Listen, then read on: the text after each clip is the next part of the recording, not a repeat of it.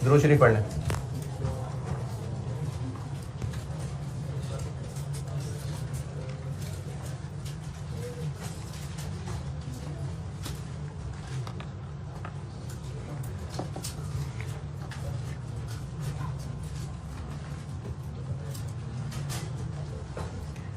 अच्छा, अगले हफ्ते से ना आप लोगों के वो वीकली टेस्ट शुरू हो जाएंगे और उसका तरीका ये होगा कि FAR1 का हर वेडनेसडे को हुआ करेगा।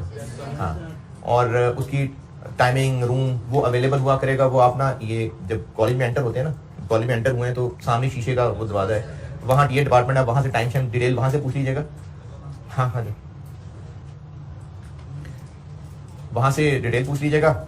और मुझे आपने बस 2 काम करने हैं कि एक तो जुम्मे हफ्ते को तकरीबन जुम्मे को चलें, टेस्ट का सिलेबस पूछ लिया कीजिएगा, मुझे भूल जाएगा बताना, आपने पूछना है।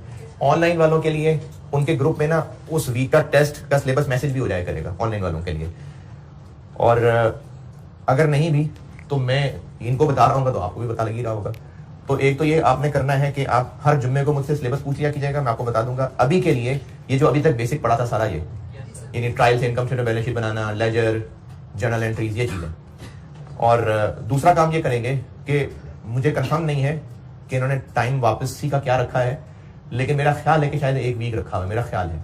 तो दूसरा काम आप ये किया करेंगे कि जब आपको टेस्ट वापस मिल जाएगा तो आप उसको सोल्यूशन से अपना पेपर मार्क किया हुआ देखेंगे और अगले दिन आप मुझे याद दिलाया करेंगे कि जी मैंने टेस्ट डिस्कस करना है क्लास में, तो फिर मैं वो डिस्कस, ये 2 काम मैंने आपके जिम्मे लगा दिए। आप नहीं कहेंगे तो हो गए मेरी तरफ से। तो ये 2 काम आपने बताने हैं, एक हर जुम्मे को अगले बुध को होने वाले टेस्ट का सिलेबस पूछ लिया कीजिएगा, और दूसरा जब टेस्ट चेक होकर वापस मिला करे तो उसके अगले ही दिन डिस्कशन का मुझे आप कहेंगे, तो मैं फिर यहाँ बोर्ड पे डिस्कशन कर दूंगा उस टेस्ट की। अभी इस बुध को मैंने बता दिया, वो जो अब तक बेसिक पढ़ा है ना उसका टेस्ट है। FAR1 शुरू करते हैं, बिस्मिल्लाह।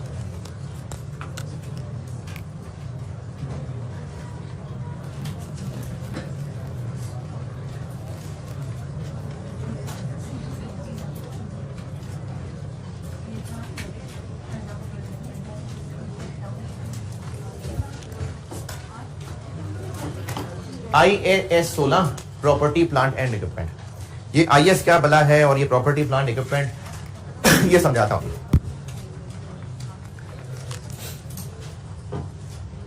अच्छा, इसको स्टार्ट करने से पहले कुछ जरूरी कॉन्सेप्ट इसके लिए बताने लगा, यानी अब जो बता रहा हूं वो IS16 नहीं है। IS16 शुरू करने से पहले कुछ कॉन्सेप्ट बता रहा हूं, फिर IS16 शुरू करूंगा, फिर बताऊंगा ये IS होता क्या है। हेडिंग मैंने दे दी IS16, लेकिन उससे पहले मैं आपको कुछ बेसिक कॉन्सेप्ट बताने लगा हूं जो IS16 समझने के लिए जरूरी है। 5 ग्रुप्स पढ़े थे, उनमें एक्सपेंसेस और एसेट्स, इन दोनों में एक कॉमन बात यह है कि ये खर्चा है। खर्चा, गाड़ी एसेट है या एक्सपेंस है? एसेट है। गाड़ी की सर्विस कराना एक्सपेंस है, पेट्रोल डलवाना एक्सपेंस है, लेकिन गाड़ी खरीदने पे भी खर्चा होगा, पेट्रोल डलवाने पे भी खर्चा होगा, तो है तो दोनों एक्सपेंस ही, तो फिर एक दोनों खर्चा ही। तो फिर क्या ऐसी खर्चे में बात हो कि एक खर्चे को एसेट कह दें और एक खर्चे को एक्सपेंस कह रहे हैं, तो फिर कुछ और बात होगी। खर्चे का मतलब है एक्सपेंडिचर, एक्सपेंस नहीं कह रहा, एक्सपेंडिचर। ये सिंपल अंग्रेजी का वर्ड है, मतलब खर्चा। एक्सपेंडिचर यानी खर्चा, खर्च करना। अकाउंटिंग क्या होता है? अकाउंटिंग है नहीं, फर्स्ट जुलाई जरूरी नहीं होता भाई। 12 महीने जो बिजनेस ने तय किए हुए हैं कि हर उन 12 महीने के बाद वो फाइनेंशियल स्टेटमेंट बनाया करेंगे। बिजनेस ने अपने लिए एक साल तय किया होता है। नॉर्मली पाकिस्तान में 1 जुलाई से 30 जून होता है, वरना अकाउंटिंग ईयर की डेफिनेशन या अकाउंटिंग ईयर पूछे तो वो 1 जुलाई 30 जून नहीं होता है। अकाउंटिंग ईयर वो 12 महीने जो बिजनेस ने तय कर लिया, और हर उस 12 महीने के बाद बिजनेस अपनी फाइनेंशियल स्टेटमेंट बनाएगा। नॉर्मली वो 1 जुलाई से 30 जून होते हैं। एक्सपेंडिचर या तो होता है इससे मिलने वाला बेनिफिट बस 1 साल के अंदर अंदर, या इससे मिलने वाले बेनिफिट्स कई साल तक चलने होते हैं। तो इस बुनियाद पे एक्सपेंडिचर या तो रेवेन्यू एक्सपेंडिचर होता है या कैपिटल एक्सपेंडिचर होता है।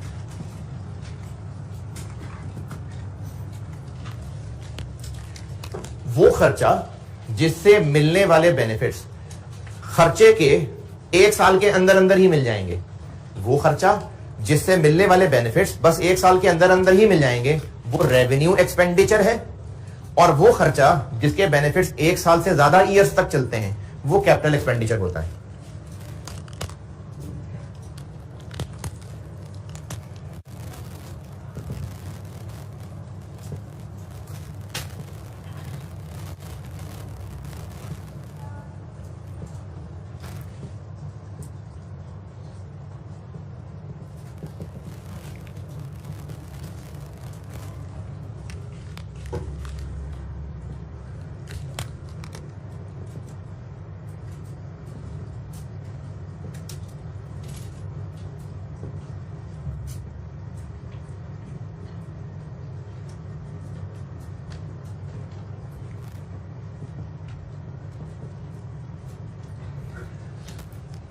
वो खर्चा जिससे बेनिफिट्स मिलेंगे और वो 1 साल के अंदर अंदर कंज्यूम हो जाएंगे, उस खर्चे को रेवेन्यू एक्सपेंडिचर कहते हैं। और वो खर्चा जिसके बेनिफिट्स 1 साल से ज्यादा अरसे तक मिलते हैं, उसको कैपिटल एक्सपेंडिचर कहते हैं। इसकी एग्जांपल्स में तकरीबन सारे एक्सपेंसेस आ जाएंगे।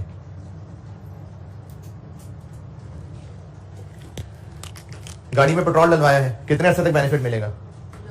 1 साल के अंदर अंदर ही होगा। बस कितना कुछ कई साल थोड़ी चल जाएंगे। रिपेयर मेंटेनेंस है, उसका बेनिफिट 1 साल के अंदर अंदर ही है। यूटिलिटीज, स्टेशनरी, जनरेटर का फ्यूल, डीजल, ये सारे के सारे खर्चे बस 1 साल के अंदर अंदर ही बेनिफिट्स वाले हैं। स्टेशनरी खरीद ली, कितना को अर्सा चल जाएगी? पेन पेंसिल कितना अर्सा चल जाएगा? कुछ दिन कुछ हफ्ते चल जाएगा। तो ये जो खर्चा किया है, इसका बेनिफिट बस कुछ अरसे तक मिलेगा। उस खर्चे को रेवेन्यू एक्सपेंडिचर कहते हैं। तो इसलिए बिजनेस के जो एक्सपेंसेस होते हैं, वो रेवेन्यू एक्सपेंडिचर हुआ करते हैं। ये मैं क्या बता रहा हूं, ये बात दोबारा सुने। मैंने सिर्फ इस वक्त बात ये शुरू की है कि खर्चा क्या होता है, एक्सपेंडिचर। उस खर्चे को मैंने 2 टाइप्स में बांटा, रेवेन्यू एक्सपेंडिचर और कैपिटल एक्सपेंडिचर।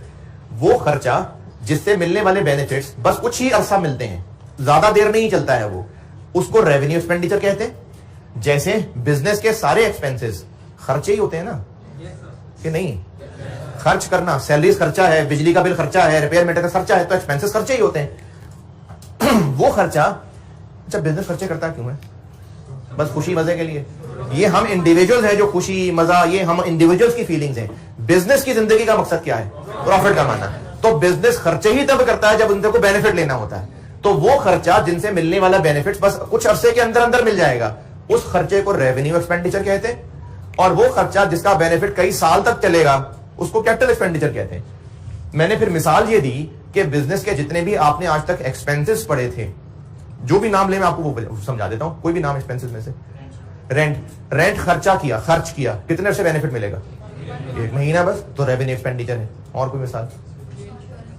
इंश्योरेंस करवाइए। नॉर्मली इंश्योरेंस साल की होती है, ज्यादा की नहीं होती है इंश्योरेंस। तो वो जो इंश्योरेंस का प्रीमियम दिया, इंश्योरेंस के पैसे दिए इंश्योरेंस कंपनी को, मैंने आपको इंश्योरेंस समझाया हुआ है शुरू की बात।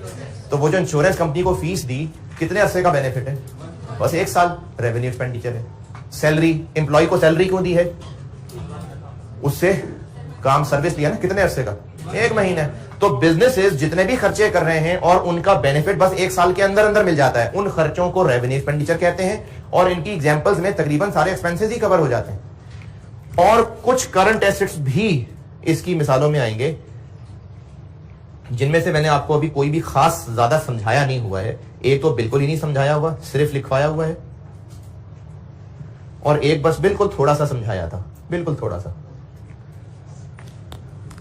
बाकी जब इनको डिटेल से पढ़ेंगे। अच्छा, कल एक बच्चे ने फिक्रमंदी से पूछा था, मैंने कहा वाकया को मैं बता दूं, ये जो इस वक्त FAR1 का बैच है, ये एक स्पेशल तरह का बैच है, क्योंकि आप में से कई बच्चे उस नस्ल से हैं जो इंट्रो नहीं पढ़ के आए। वो AFE में थे, इंट्रो कैफ में था, वो कैफ में आए, इंट्रो पीछे चला गया। तो वो बच्चे यहां बैठे हुए हैं। इस वजह से जो FAR1 का कोर्स है, उसको ज्यादा टाइम लगा के पढ़ाना पड़ेगा। FAR1 भी पढ़ाना है, और जो इंट्रो के जरूरी टॉपिक्स थे जो FAR1 पढ़ने के लिए जरूरी थे, वो भी आप काबिल बनाने हैं। तो जो नॉर्मली FAR1 का कोर्स पढ़ाया जाना था, उससे कम से कम 15-20 घंटे ज्यादा चाहिए। तो अब वो ज्यादा, तो महीना 35-35 दिन का होने लग जाएगा। नहीं, महीना तो कैलेंडर तो नहीं चेंज हो रहा।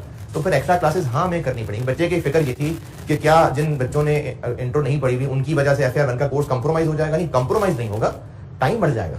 तो मैंने पहले ही दिन कहा था कि आप रमजान से फारिग हो लें, फिर हम एक्स्ट्रा क्लासें भी कर रहे होंगे। अब एक्स्ट्रा क्लासें कब होंगी, आखिरी हल संडे ही बनता है।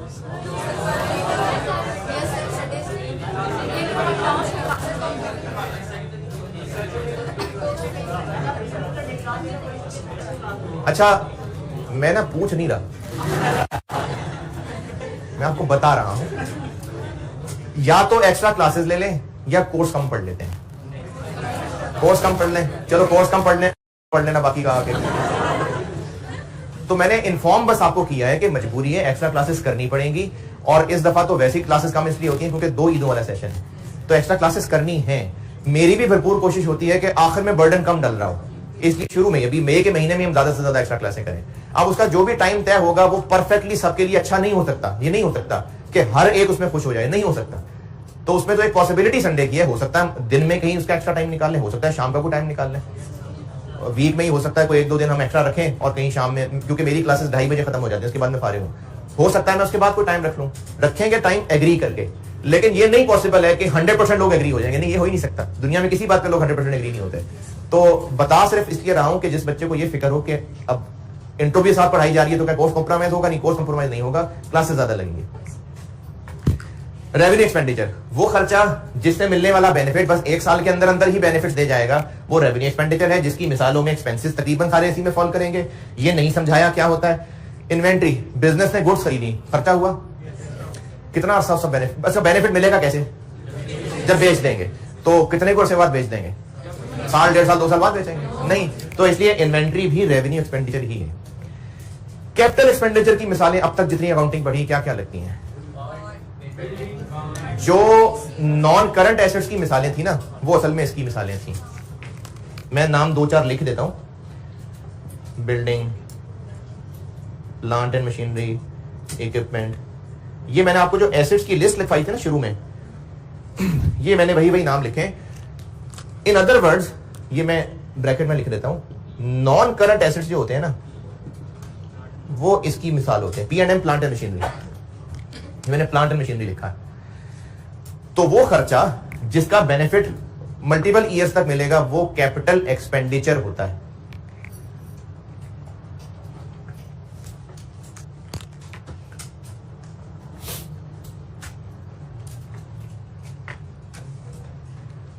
ये तरफ नोटेड, तो आगे चलो। गाड़ी खरीदना कैपिटल एक्सपेंडिचर, गाड़ी की मेंटेनेंस कराना रेवेन्यू एक्सपेंडिचर, एसी खरीदना कैपिटल एक्सपेंडिचर, बिजली का बिल देना revenue expenditure.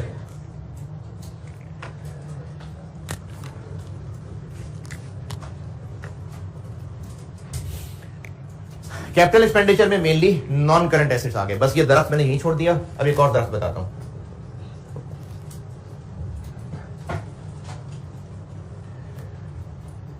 Non current assets भी ना कुछ टाइप्स के होते हैं, 4 नहीं है, तब 3 भी हो सकते हैं, 5 भी हो सकते हैं। मैं अभी मेनली 2 डिस्कस कर रहा हूं आपसे अभी इस वक्त। टेंजिबल और इनटेंजिबल। और भी होंगे, मैं अभी इस एरिया को डिस्कस नहीं कर रहा, मेरा मकसद अभी सिर्फ ये 2 नाम लेना था, और भी होते होंगे। नॉन करंट एसेट्स क्या है? जिनसे बेनिफिट 1 साल से ज्यादा मिलेगा। अच्छा, ये नाम याद रखिएगा, कैपिटल एक्सपेंडिचर। हमने इसमें आगे चल के नाम कहीं ना कहीं यूज करना होगा। कैपिटल एक्सपेंडिचर, कैपिटल एक्सपेंडिचर क्या है? वो खर्चा जिसका बेनिफिट 1 साल से ज्यादा मिलना है। टेंजिबल और इनटेंजिबल में मेन फर्क ये है, टेंजिबल नॉन करंट एसेट्स वो होते हैं जिनकी फिजिकल एग्जिस्टेंस होती है। ये वो हैं जिनकी फिजिकल एग्जिस्टेंस है।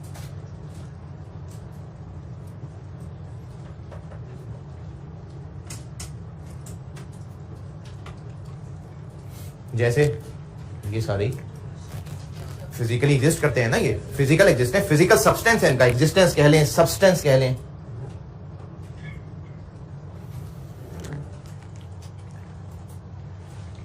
टेंजिबल एसेट्स उनको कहते हैं जो फिजिकली एग्जिस्ट कर, वो नॉन करंट एसेट्स जो फिजिकली एग्जिस्ट कर रहे हैं उनको टेंजिबल एसेट्स कहते हैं। और यही मिसालें मैं यहां 1-2 दोबारा देता हूं।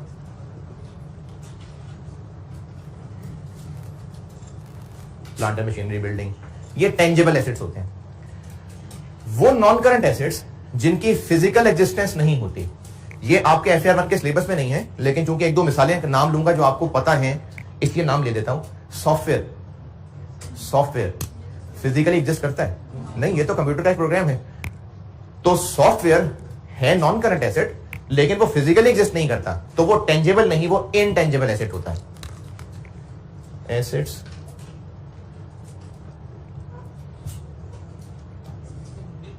जी बिल्कुल, गुडविल भी आ सकती है। एसेट्स विदाउट फिजिकल सब्सटेंस, मैंने इसमें एक सॉफ्टवेयर की मिसाल दे दी, लाइसेंस भी इसी की मिसाल है। वो एसेट्स जिनकी फिजिकल एग्जिस्टेंस नहीं होती, जिनका फिजिकल सब्सटेंस नहीं होता, बस एक ख्याली चीज है, हवाई चीज है, वो इंटेंजिबल एसेट्स होते हैं। और जिनकी फिजिकल एग्जिस्टेंस होती है, जैसे बिल्डिंग है, प्लांट मशीनरी है, गाड़ी है, वो टेंजिबल एसेट्स होते हैं। नॉन करंट एसेट्स में और भी चीजें हैं, इन्वेस्टमेंट प्रॉपर्टी है, फाइनेंशियल एसेट्स हैं, लेकिन हम वो डिस्कस नहीं कर रहे। अभी मेरा मकसद सिर्फ इन दो का जिक्र करना था। जी सर की बात आई थी कहीं से, जी बोले।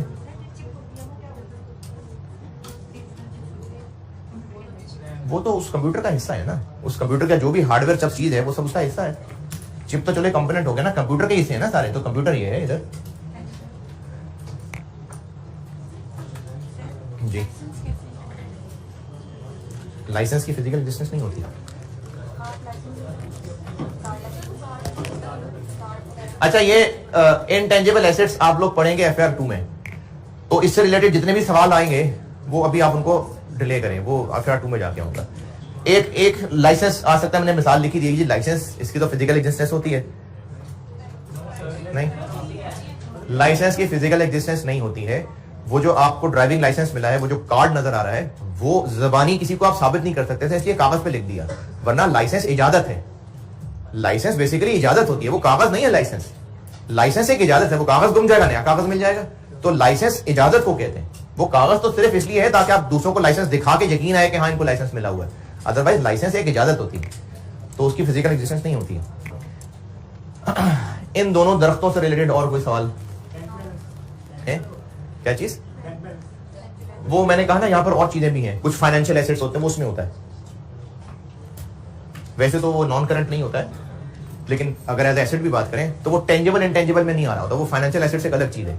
मैंने इसीलिए ना शाखें यहां खाली छोड़ी है कि कुछ और भी होते हैं, लेकिन अभी मेरा मकसद सिर्फ ये दो नाम बताना था। हाँ जी, हाँ वो मैंने कह दिया। जो लोग क्लास में लेट आए थे, मैं दोबारा बता देता हूँ, अगले वीक से आपके टेस्ट शुरू हो जाएंगे, और अब जो FR 1 का टेस्ट है वो वेडनेसडे को हुआ करेगा, जिसका सिलेबस आप मुझसे फ्राइडे तक मैक्सिमम पूछ लिया करेंगे।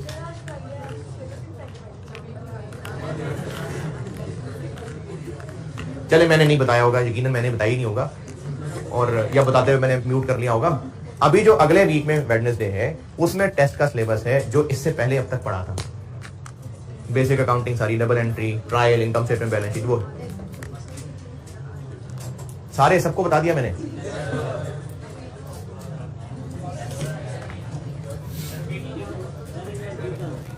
नहीं,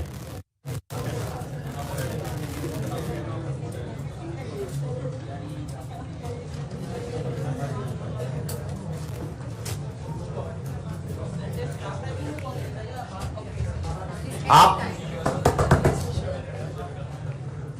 बता भाई आगे, मुझे बताओ ना, मुझे बताओ। हरगिज नहीं। एक रूम मिल जाएगा और वो ऊपर है छत पे, टेस्ट रूम, आपको उसका टाइम भी बता दिया जाएगा। मेरा ख्याल है वो सुबह से शाम तक होता है, 3 बजे तक होता है, लेकिन वो तो रमजान में है ना, रमजान के बाद ये शायद 5 बजे तक चला जाएगा। तो फुल डे है, आप जिस टाइम मर्जी जाएं और टेस्ट दें, लेकिन उसी डे में, टेस्ट डे में, मतलब उससे पिछले अगले दिन नहीं, क्योंकि वो फिर बाकी सब्जेक्ट्स के टेस्ट हो रहे होंगे ना, तो उसी डे में बस। ये बता दूं,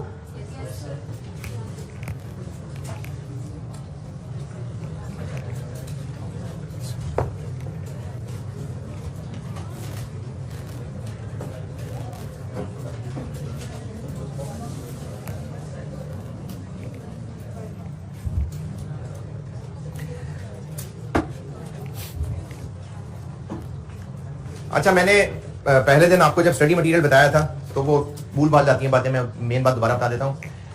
मैंने जितने भी टॉपिक्स पढ़ाने हैं उनकी प्रैक्टिस 2 तरह की है।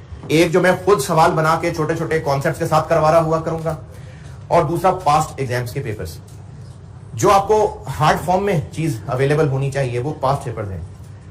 अगर आपके पास किसी भी कॉलेज की बुक है जिसमें सारे पास्ट पेपर्स हों तो मेरे लिए वो भी चल जाएगी। लेकिन क्योंकि मैंने कुछ टॉपिक्स जो पहले FAR 2 में हुआ करते थे और कुछ खुद से भी सवाल बनाए हुए वो भी आप तक पहुंचाने जरूरी थे, तो मैं ना हर टॉपिक के क्वेश्चंस का सेट कॉपियर के पास रखवा दिया करूंगा जिसमें मेनली पास्ट पेपर्स हुआ करेंगे और वो पास्ट पेपर्स भी हुआ करेंगे जो उन चैप्टर्स, जैसे एक टॉपिक है I-23, वो FAR 1 में कुछ 3 साल पहले आया है, उससे पहले वो FAR 2 में होता था, तो उसके पास्ट पेपर्स FAR 2 क्या सारे आपके करने वाले हैं, सारे नहीं हैं, उनमें से कुछ हैं, तो मैंने वो FAR 2 में भी जब होता था उसके भी कुछ पास्ट पेपर सिलेक्ट करके अपने नोट्स में डाल दिए। आप जो राइस की बुक खरीदेंगे उसमें वो सब ऐसे होंगे नहीं होंगे मुझे नहीं पता, मैंने नहीं देखी, तो आप वो नोट्स ले लिया करेंगे तो फिर हम स्मूथली चलने के, कि मैं कहूंगा फलाना क्वेश्चन देख लें, फलाना क्वेश्चन देख लें, तो आप हर टॉपिक के नोट्स कॉपियर से ले लिया करेंगे जिसमें पास्ट पेपर्स ही मेल हुए हैं। हाँ, कुछ अपने बनाए हुए भी उसमें सवाल मैंने डाले होंगे, कुछ अपने बनाए हुए भी होंगे, कुछ और किसी जगह से, जैसे एक टॉपिक कैश फ्लो पढ़ाने मैंने आगे चल के, तो उसमें कुछ सवाल हो सकता है मैंने ACC के उसमें डाले हों, तो मैं आपको हर चैप्टर का प्रैक्टिस मटेरियल कॉपियर के पास रखवा दिया करूंगा, वो आप कॉपियर से ले लीजिए। किताब मैं कोई रिक्वायर कर नहीं रहा, अगर आप कहें कि जी हम किताब खरीद लें, मेरी तरफ से 10 किताबें खरीद लें, रिक्वायर नहीं मैं कर रहा, मैं प्रैक्टिस उस सेट से करा रहा हूं जो कॉपियर के पास रखा होगा।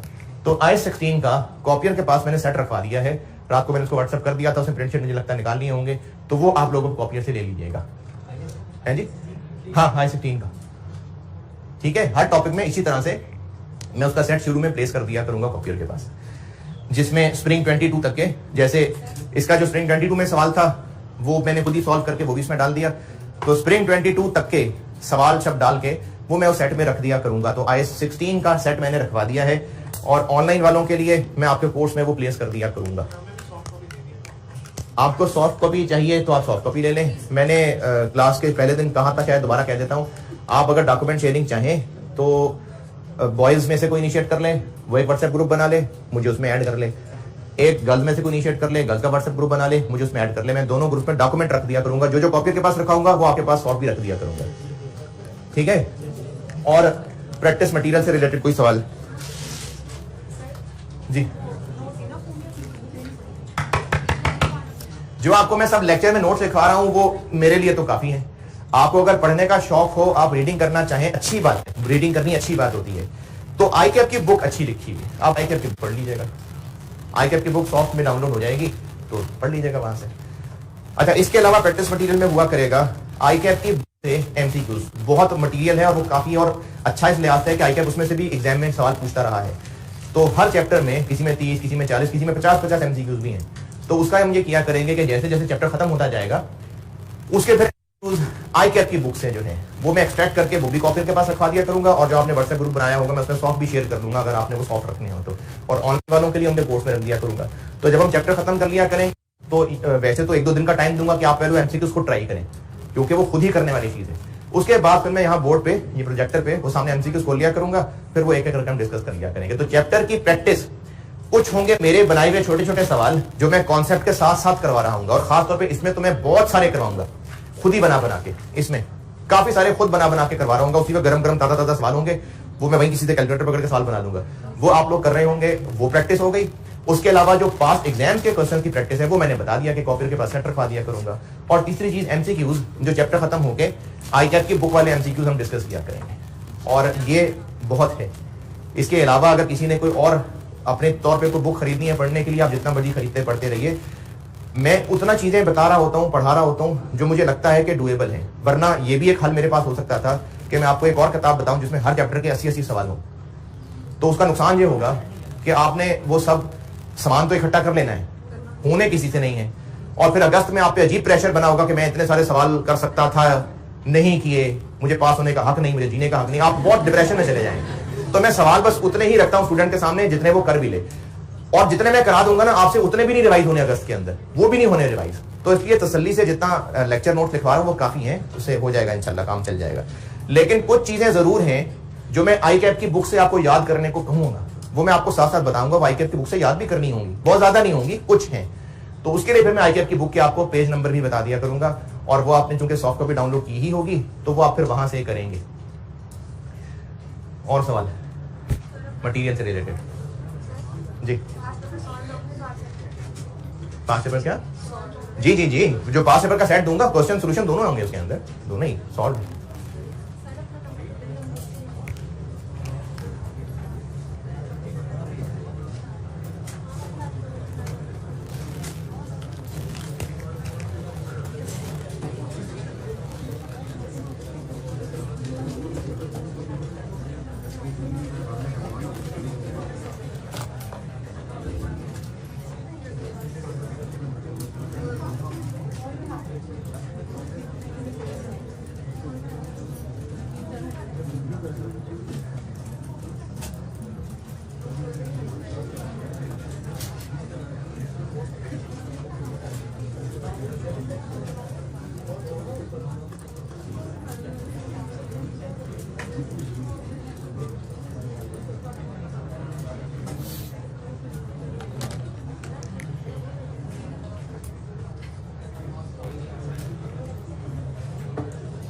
अब आते हैं कि आईएएस क्या होते हैं।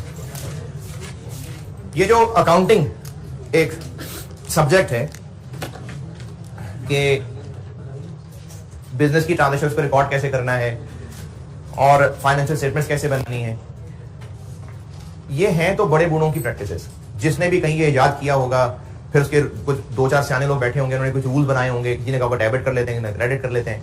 ये सब बड़े बूढ़ों ने एक जबान शुरू तो कर दी, लेकिन जैसे जैसे बिजनेसेस इंटरनेशनल होते गए तो अब एक पैसा इन्वेस्ट करने वाला वो हो सकता है 15 मुल्कों में इन्वेस्ट करता हो, तो उसको अपने सारे बिजनेसेस की भी स्टेटमेंट्स देखनी होंगी। इन शॉर्ट, जब बिजनेस पूरी दुनिया में फैलने शुरू हो गए तो जरूरत पड़ गई कि वो अकाउंटिंग के रूल्स बनाए जाएं जो यूनिवर्सली एग्रीड हों, ऐसे स्टैंडर्ड रूल्स बनाए जाएं। इसके लिए बिजनेस के मुख्तलिफ टॉपिक्स को लेके पूरे पूरे चैप्टर लिखे गए। जैसे चैप्टर लिखा इस टॉपिक से रिलेटेड, ये क्या है ये तो पढ़ाता हूं अभी, प्रॉपर्टी प्लांट इक्विपमेंट में क्या है, इस टॉपिक से रिलेटेड एक चैप्टर लिख दिया गया और उसको स्टैंडर्ड कह दिया, क्योंकि जो भी मुल्क उस बोर्ड पे ईमान रखेंगे, जो बोर्ड ये सारे काम कर रहा है, वो इन स्टैंडर्ड्स को फॉलो करेंगे। पाकिस्तान भी इन पे ईमान रखता है, जो आईएसबी है उस पे पाकिस्तान ईमान रखता है और वो इन स्टैंडर्ड्स को मानते हैं। यहां पर जो अकाउंटिंग होती है वो इनके मुताबिक होती है। इंडिया नहीं मानते, उनके अपने स्टैंडर्ड्स हैं, अमेरिका के अपने स्टैंडर्ड्स हैं। तो उस बोर्ड ने बिजनेस के मुख्तलिफ टॉपिक्स से रिलेटेड स्टैंडर्ड रूल्स लिखने शुरू कर दिए। जैसे किसी भी किताब के चैप्टर होते हैं ना, तो वो जो एक चैप्टर होता था वो एक आईएस, इंटरनेशनल अकाउंटिंग स्टैंडर्ड कहलाता था। और जिस तरह चैप्टर के नंबर्स होते हैं 1 2 3 4 तरतीब से, उसी तरह से नंबर थे। तो जो उस इंटरनेशनल बुक के अंदर 16वां चैप्टर लिखा गया वो ये था। तो आईएएस 16 नाम है इसका, आईएएस 16 इसका नंबर है और नाम है प्रॉपर्टी प्लांट इक्विपमेंट। फिर उसके बाद कुछ अरसे के बाद स्टैंडर्ड्स का नाम बदल के आईएस की बजाय आईएफआरएस हो गए, हैं वो वही स्टैंडर्ड। तो स्टैंडर्ड पूरे दुनिया में जो जो मुल्क इस आईएएसबी बोर्ड के मानने वाले हैं, उनके लिए ये स्टैंडर्ड रूल्स बनाए गए हैं कि अकाउंटिंग ऐसे होनी है। हर टॉपिक से रिलेटेड स्टैंडर्ड लिखा हुआ है। तो आपके सिलेबस में भी काफी सारे स्टैंडर्ड हैं। उनमें से पहला हमने शुरू किया है IAS 16, property plant and equipment. ये होता है आईएएस। अच्छा, इसमें बताया क्या जा रहा होगा, इस टॉपिक से रिलेटेड जो जो अकाउंटिंग करनी है, जैसे करनी है, कब करनी है, उसको फाइनेंशियल स्टेटमेंट्स में कैसे लिखना है, वो सब इसके अंदर रूल्स बताए गए। जैसे लॉ है ना, आपने बिजनेस लॉ पढ़ा है, सब नहीं शायद पढ़ा होगा या पढ़ रहे होंगे। तो उसमें कौन सा लॉ है? मर्केंटाइल लॉ और पार्टनरशिप एक्ट है। और तो ये लॉ है ना, लेजिस्लेशन है, ये मुख्तलिफ टॉपिक्स पे लॉ लिखे गए हैं। तो जो अकाउंटिंग के लिए कुछ लॉ की हैसियत रखते हैं, तो ये वो स्टैंडर्ड्स होते हैं। जहां भी दुनिया में अकाउंटिंग की जाएगी वो इन रूल्स के मुताबिक की जा रही होगी। और ऑडिट का नाम सुने, ऑडिट, ये जो चार्टर्ड अकाउंटेंट हैं, इनकी जो मेन फेम है उनमें से एक फेम का एक रीजन ऑडिट करना भी है। तो ये लोग क्या करते हैं, ये लोग देखते हैं बिजनेसेस की फाइनेंशियल स्टेटमेंट्स क्या इन स्टैंडर्ड्स के मुताबिक बनी हुई है या नहीं बनी हुई है। तो ये अकाउंटिंग के स्टैंडर्ड्स और रूल्स हैं जिनके मुताबिक अकाउंटिंग करनी होती है।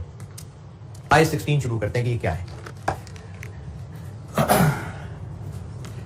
आईएएस 16 को शुरू करने के लिए पहले कुछ जरूरी डेफिनेशंस समझनी जरूरी है। ये आप याद भी कर लीजिएगा और वैसे भी समझने के लिए याद तो रखनी ही पड़ेगी।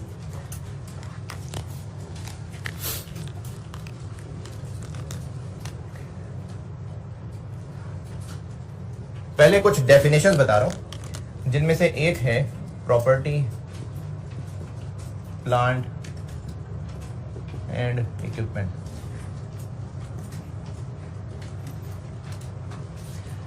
अच्छा, वो जो कॉपियर के पास सेट रखा है ना, वो फिर आज ले लीजिएगा, क्योंकि उसमें से एक पेज है जो मैंने शायद कल ही इस्तेमाल करना हो, तो वो ले लीजिएगा कॉपी से।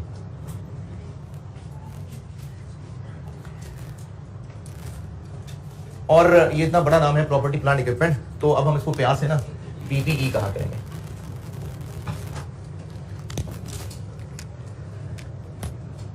क्या हुआ? अच्छा, ये करना ऑन है? गर्मी है यार।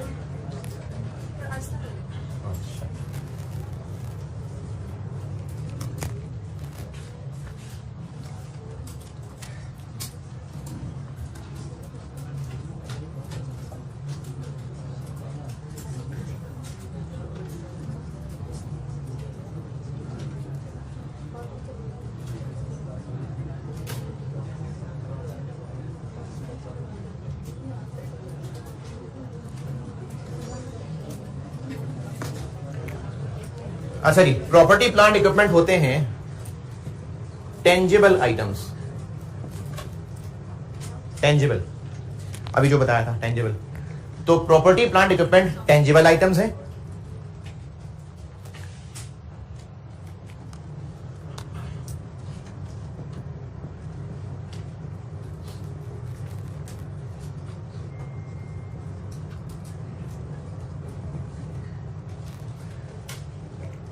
एंटिटी से मुराद वो बिजनेस जिसके लिए हम ये टॉपिक पढ़ रहे हैं, यानी जो अब तक हम बिजनेस जिसको कह रहे थे ना, तो एंटिटी है, business entity. Entity means business entity. Property plant equipment वो सारी टेंजिबल आइटम्स हैं जो बिजनेस के पास हैं। क्यों? क्योंकि या तो वो इनको यूज कर रहा है,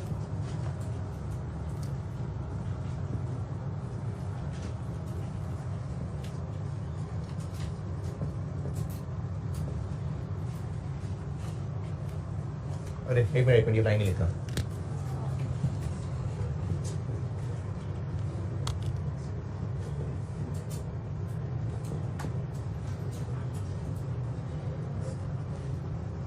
एक वर्ड मिस हो गया था, अब लिख लें।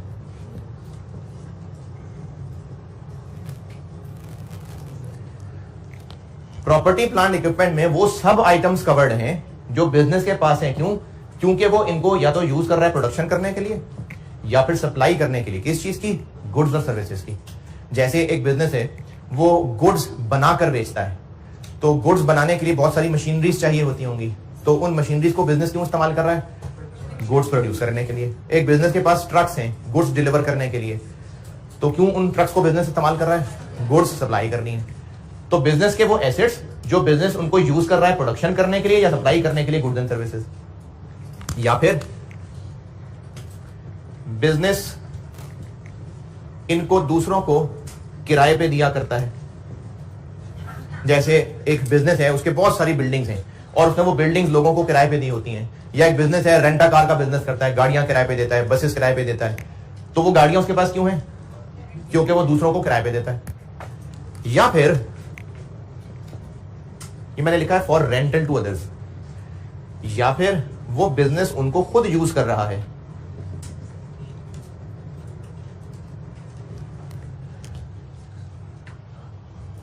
अच्छा, खुद यूज फॉर एडमिनिस्ट्रेटिव पर्पस का मतलब खुद यूज कर रहा है। अच्छा, खुद यूज करने की मिसाल, एक बिजनेस है, उसके मुख्तलिफ शहरों में बसेस चलती हैं, तो वो बसेस उनकी टेंजेबल आइटम्स हैं, क्योंकि उन बसेस को वो किस लिए इस्तेमाल कर रहे हैं? सर्विसेज की सप्लाई के लिए। सर्विस है ना, वो लोगों को ट्रांसपोर्ट की सर्विस दे रहे हैं, तो वो उन बसेस को सर्विस की सप्लाई के लिए यूज कर रहे हैं।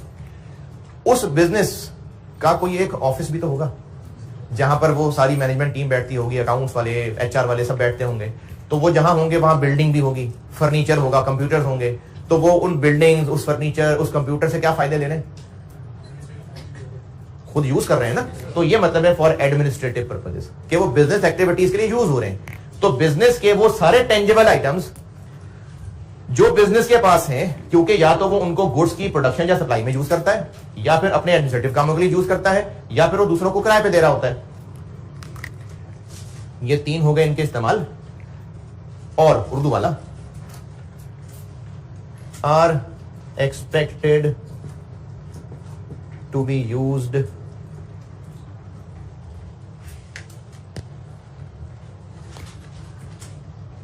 फॉर मोर देन 1 पीरियड या ईयर कह ले चले।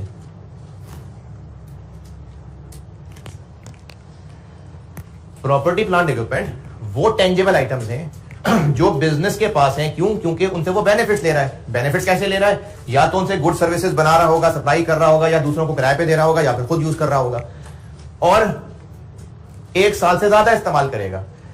यानी प्रॉपर्टी प्लांट इक्विपमेंट को हम ये कह सकते हैं कि ये नॉन करंट एसेट्स हैं। क्यों? क्योंकि are expected to be use for more than 1 year. तो प्रॉपर्टी प्लांट इक्विपमेंट वो टेंजिबल आइटम्स हैं जो नॉन करंट एसेट्स हैं, जिनको बिजनेस इस्तेमाल कर रहा होता है, उनसे बेनिफिट्स ले रहा होता है। वो इन शक्लों में हो सकते हैं। ये होती है प्रॉपर्टी प्लांट इक्विपमेंट। ये हो गई इसकी डेफिनेशन। इनकी एग्जांपल्स वही जो मैंने पहले लिस्ट में लिखी थी वही दोबारा लिख देता हूं। बिल्डिंग, प्लांट, मशीनरी,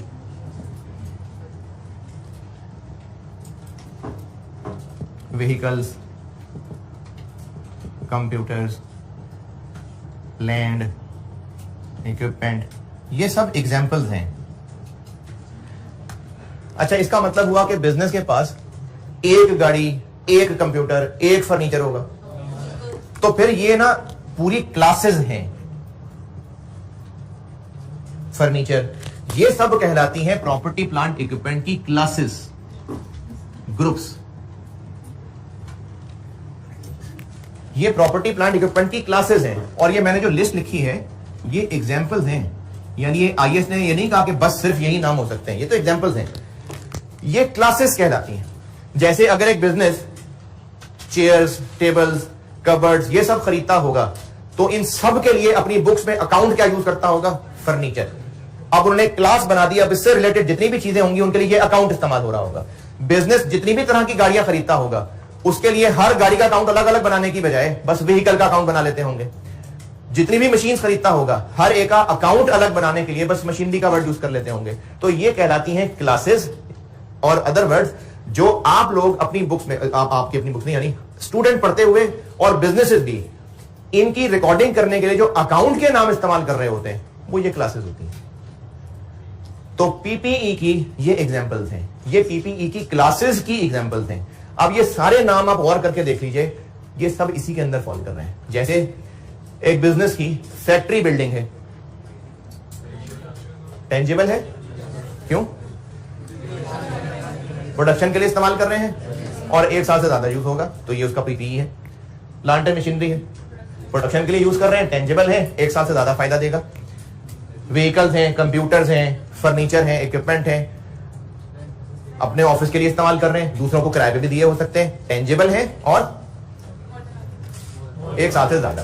तो ये सब प्रॉपर्टी प्लांट इक्विपमेंट होते हैं जी। ऐसा होता नहीं है। क्यों नहीं? लेकिन अगर एक बिजनेस गाड़ी खरीदे तो सिर्फ 1 साल क्यों यूज करेगा? कई साल तक यूज करेगा। तो ऐसा होता नहीं है कि गाड़ी खरीदे और नहीं। अच्छा, अभी जो मैंने ये बात लिखी है ना, अभी यहां जाग रहे हैं भाई? अभी जो मैंने ये बात लिखी है, गुड, ये जो मैंने ये बात लिखी है कि 1 साल से ज्यादा अरसा यूज हुआ करते हैं, ये ना मैंने प्रॉपर्टी प्लांट इक्विपमेंट की डेफिनेशन लिखी है। एज अ कॉन्सेप्ट ये वो है जो 1 साल से ज्यादा चला करते हैं। अब इसमें आपके जहन में सवाल आ सकता है कि भाई अगर एक बिजनेस ने एक चेयर खरीदी और 4 महीने बाद बेच दी तो क्या वो पीपी नहीं है? असल में वो 4 महीने बाद बेच दी है तो एक असल का एक अलग सिनेरियो हो गया। जैसे जब ये बताया जा रहा है कि हाँ जी ये इंसान है, किसी को इंसान कहना है तो उसकी मेन कैरेक्टरिस्टिक्स बता रहे होंगे। बस जरूरी तो नहीं है कि हर एक में लाजमी वो पूरी हो रही है। बस इंसान को एज अ टॉपिक बताया जा रहा है तो उसकी मेन कैरेक्टरिस्टिक्स बता रहे हैं। तो इसी तरह से प्रॉपर्टी प्लांट इक्विपमेंट की एक टॉपिक बताया कि ये होते क्या है। किसी वजह से अगर कोई चीज 2 महीने में बेच दी तो वो हमें चैप्टर में पढ़ेंगे आगे चल के, होगा वो सब प्रॉपर्टी प्लांट इक्विपमेंट ही, क्योंकि है तो फर्नीचर ही। तो उसको 2 महीने में बेचना पड़ गया तो क्या, वो पढ़ेंगे इस चैप्टर में आगे चल के। अभी तो सिर्फ ये बता रहे हैं कि चीजें होती क्या है। तो जब भी बिजनेस इनको नॉर्मली खरीदा करता है तो 2-2 महीने के लिए खरीदता है नहीं, इनको कई सालों के लिए खरीदा जाता है। तो इसलिए बाय डेफिनेशन ये प्रॉपर्टी प्लांट इक्विपमेंट है। Property plant equipment okay. अब इस पूरे टॉपिक को हम जब तक पढ़ते रहेंगे काफी दिन लगेंगे, तो ये सारी मिसालें ना बार बार आपके सामने सवालों की शक्ल में आती रहेंगी। बता दो।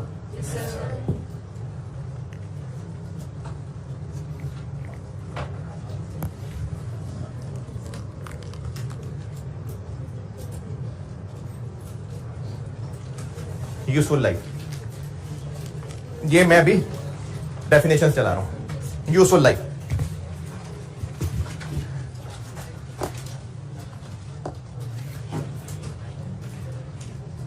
इस पीपी को कितना सा यूज करना है? 1 साल से ज्यादा। अच्छा, कितना ज्यादा डिपेंड करेगा। तो हर एक के लिए एक अंदाजा लगाया जाता है शुरू में ही। क्यों लगाया जाता है, उस क्यों की वजह आएगी बाद में।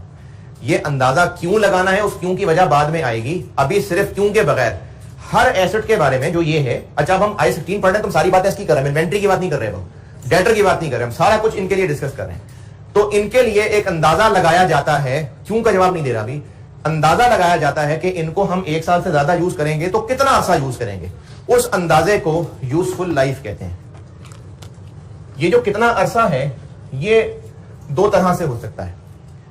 ये टाइम पीरियड की शक्ल में भी अंदाजा हो सकता है, जैसे बिजनेस ने एक गाड़ी खरीदी और बिजनेस ने अंदाजा लगाया कि हम इस गाड़ी को बस 5 साल यूज करेंगे, तो ये 5 साल क्या है, यूजफुल लाइफ।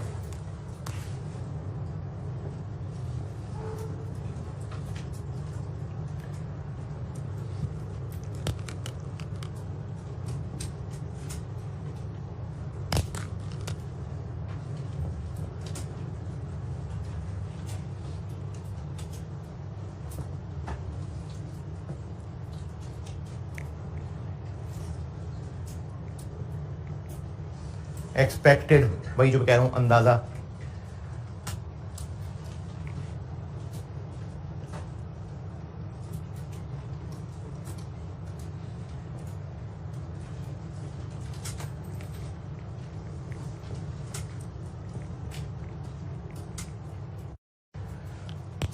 यूजफुल लाइफ वो टाइम पीरियड है, यानी ईयर्स में होता है ये, वो टाइम पीरियड है over which the asset is expected, यानी अंदाजा, to be available for use by the entity.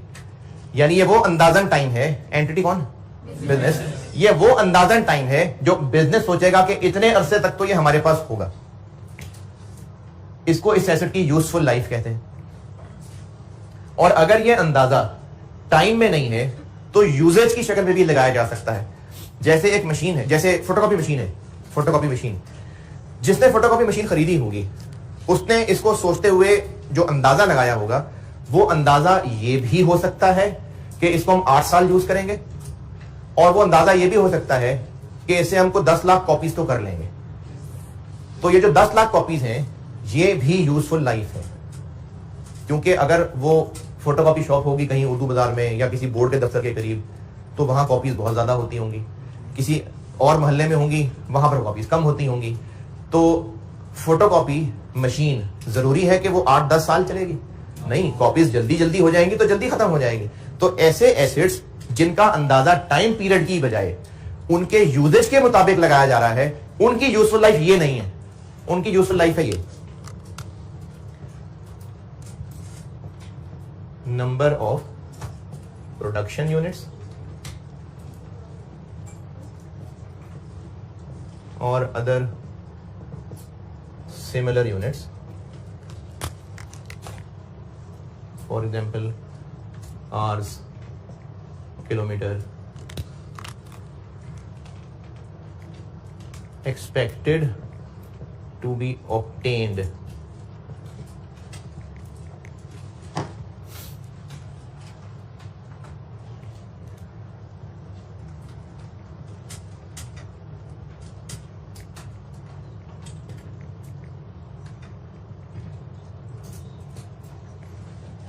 तो किसी भी एसेट के लिए उसकी यूजफुल लाइफ का शुरू में लगाया जाता है अंदाजा। और यह अंदाजा क्यों लगाते हैं, इसका भी जवाब इस चैप्टर में बाद में आएगा। और क्या यह अंदाजा चेंज हो सकता है, हां, इसका जवाब भी बाद में आएगा। अभी सिर्फ इतना बताया है कि यह वो अंदाजा है कि एसेट को कितना इस्तेमाल कर लेंगे। वो जो कितना है वो टाइम पीरियड भी हो सकता है और वो उसकी कोई और यूजेज भी हो सकती है। जैसे मैंने फोटोकॉपी मशीन की मिसाल दी, इसी तरह गाड़ी की भी मिसाल हो सकती है। एक बिजनेस जो गाड़ी खरीदता है वो ये भी अंदाजा लगा सकता है कि इसको हम 8 साल इस्तेमाल करेंगे, और वो ये भी अंदाजा लगा सकता है कि हम इसको 3 लाख किलोमीटर इस्तेमाल करेंगे। तो वो टाइम पीरियड में भी हो सकता है किसी एसेट का, उसकी यूजेज के हिसाब से भी हो सकता है। तो ये होती है एसेट की useful life. Property plant equipment की डेफिनेशन, एग्जांपल्स, यूजफुल लाइफ, यहां से रिलेटेड कोई सवाल परेशानी? नेक्स्ट।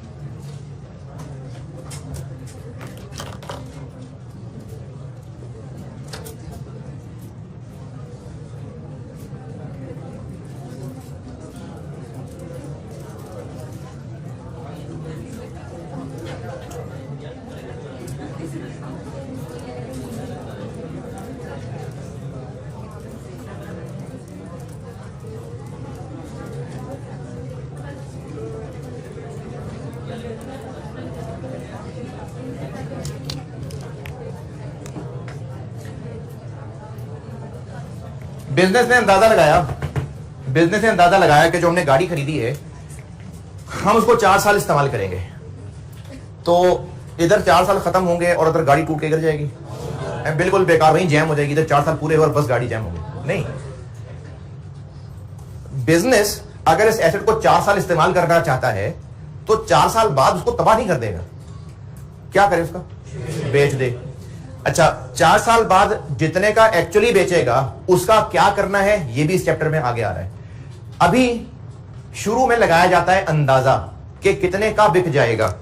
इस अंदाजे को कहते हैं रेजिडुअल वैल्यू।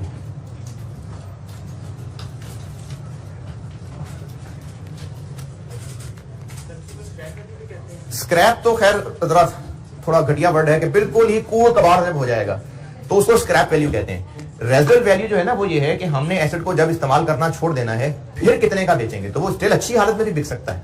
स्क्रैप तो बिल्कुल कबाड़ होता है। हाँ, गाड़ी तो अक्सर महंगी बिक जाती है। इसके लिए एक और वर्ड यूज होता है, उसको सॉल्वेज वैल्यू भी कहते हैं, लेकिन ज्यादातर रेजिडुअल वैल्यू का वर्ड है। नहीं, वो अभी नहीं, रेजिडुअल वैल्यू, डिस्पोजल वैल्यू नहीं अभी। अच्छा, रेजिडुअल वैल्यू की एग्जैक्ट डेफिनेशन नहीं लिख रहा मैं, वो कंफ्यूजिंग होगी। मैं आपको इसका जो कॉन्सेप्ट है वो लिख रहा हूं, और जो एग्जैक्ट डेफिनेशन है वो मैं आपको वैसे मिसाल से समझा देता हूं कि आप वो बात भी याद रखें, लेकिन अंग्रेजी में इसकी जो कॉन्सेप्चुअल चीज है वो लिख रहा हूं। रेजिडुअल वैल्यू होती है एक्सपेक्टेड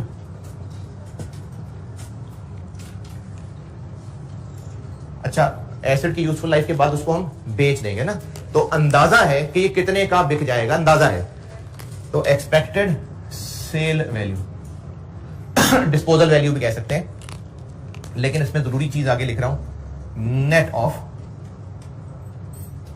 सेलिंग खर्चे। यानी अगर हमारा अंदाजा है कि गाड़ी हम 4 साल बाद 12 लाख की बेच लेंगे, 12 लाख की बेच लेंगे और बेचते हुए कमीशन देना पड़ेगा 50,000। 12 लाख की बेच लेंगे लेकिन बेचते हुए कमीशन देना पड़ जाएगा 50,000, तो रेजिडुअल वैल्यू क्या होगी? 11,50,000 के रेजिडुअल वैल्यू लेनी है नेट ऑफ खर्चे। ये है रेजिडुअल वैल्यू, एक्सपेक्टेड के नेट ऑफ खर्चे कितने की बिक जाएगी, कब? At end of useful life. ये मैंने selling cost, net of selling cost लिखा है।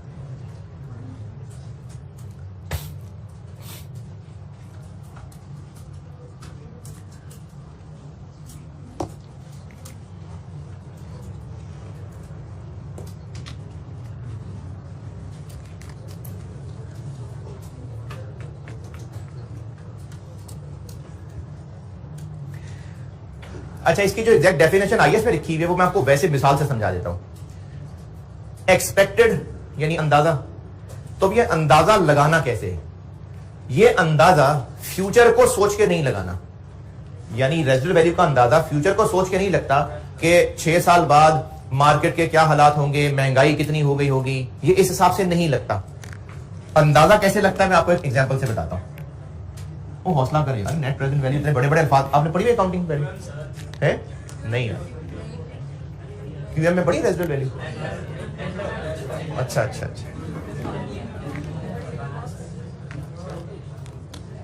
रेजिडुअल वैल्यू कैसे अंदाजा लगाया जाता है वो मैं आपको एक मिसाल से बता रहा हूं, और ये चीज हो सकता है आपसे सवाल में ये टेक्निकली टेस्ट हो जाए जो मैं जैसी मिसाल बता रहा हूं।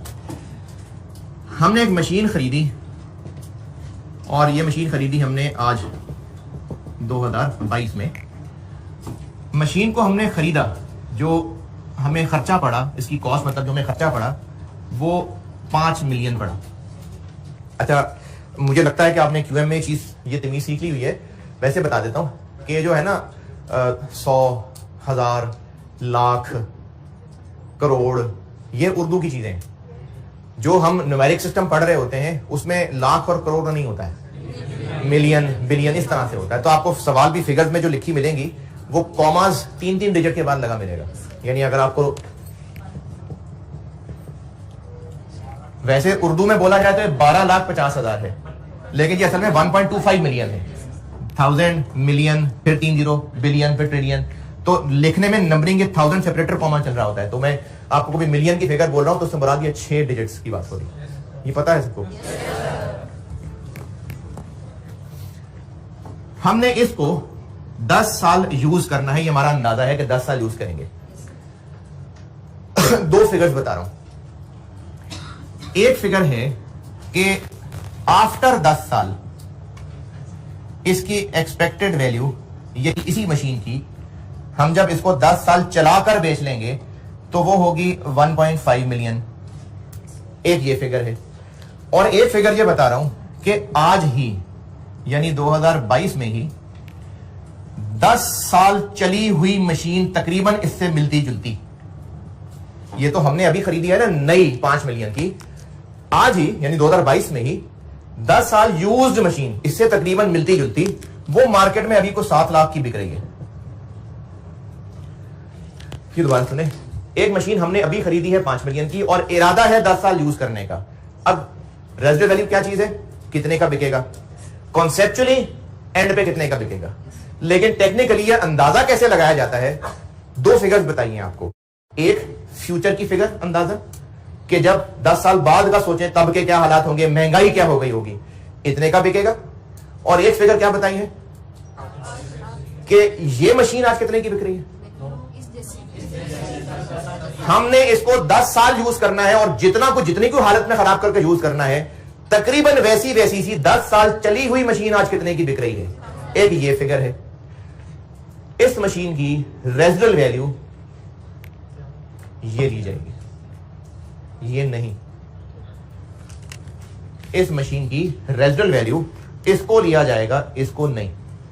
तो रेजिडुअल वैल्यू वो अंदाजन सेल वैल्यू है जितने का एसेट बिकेगा, लेकिन ये अंदाजा बेस्ड ऑन अभी के हालात है। इस मिसाल में हम इसको रेजिडुअल वैल्यू लेंगे, इसको नहीं। हाँ, ये नेट ही बताइए मैंने।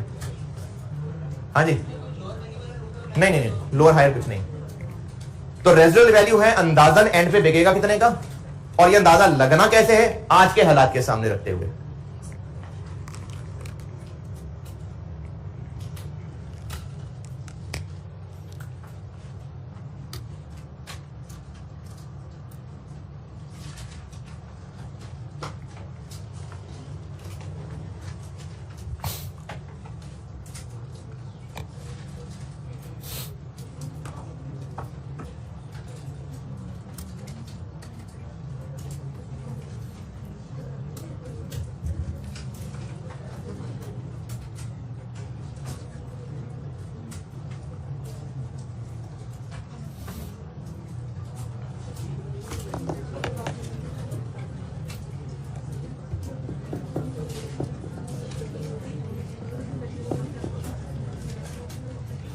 चले यहां से ऑनवर्ड इंशाल्लाह कल चलते हैं। ठीक है, अल्लाह हाफिज़।